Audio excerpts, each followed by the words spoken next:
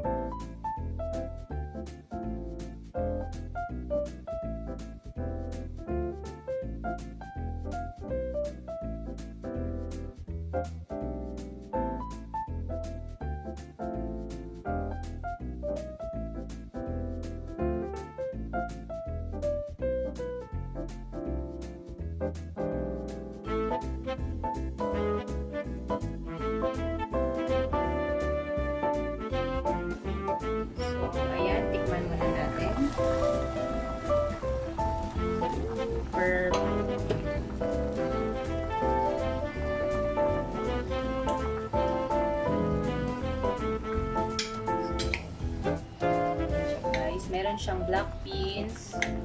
Then, last na i-add natin ay, so kayo na mag-adjust ng alat niya. So mag-a-add tayo para may konting asim ng, maganda sana kung meron kayong sampalok talaga o kaya kamyas. Pero dahil wala naman tayong nakikita, lalo pag nasa Maynila kayo. So, eto na lang yung ating gagamitin. Konti lang. Huwag masyadong maasim. Mga 1 tablespoon nung sinigang mix na sampalok. Tapos pakuloon uli natin. Usually, pag medyo maasim-asim, tsaka isda, tas maanghang, nagdadagdag ako ng brown sugar. So, like yung mga luto sa Thailand, kahit sobrang anghang nung nila, nababalance siya gawa ng brown sugar na nilalagay nila. So, maglalagay lang tayo ng mga half tablespoon ng brown sugar. Konti lang naman. Yan. Half tablespoon. Para mabalance lang yung anghang niya tsaka yung asim. Halo lang natin. Tapos yung last nating ilalagay, pag talagang nakuha na natin yung timpla at luto na yung ating fish, ay yung ating spinach. So, pakuluan ulit natin, guys. Ayan, guys. Luto na yung ating isda. Last natin idadagdag yung ating spinach para may gulay naman tayo. Kung meron lang naman spinach. Kung wala, pwede yung kangkong. Masarap din yun. So, siya. As you can see, super colorful siya. May green, may red, gawa ng ating tomato, meron tayong chili, meron tayong black beans, meron din tayong red kale. So, sobrang refreshing nung lasa niya. Kung meron kayong mint leaves, masarap din siyang ilagay kasi mabango siya. Nawawala yung lansa ng sabi nila salmon.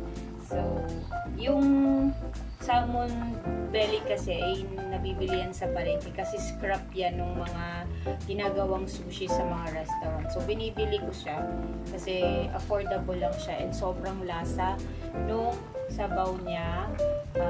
As we all know that salmon is rich in omega-3. So, ayan.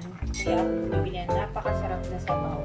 In a while, pwede na siyang iserve. Actually, guys, pwede na to. Madali lang namang maluto yung spinach. So, ayan po.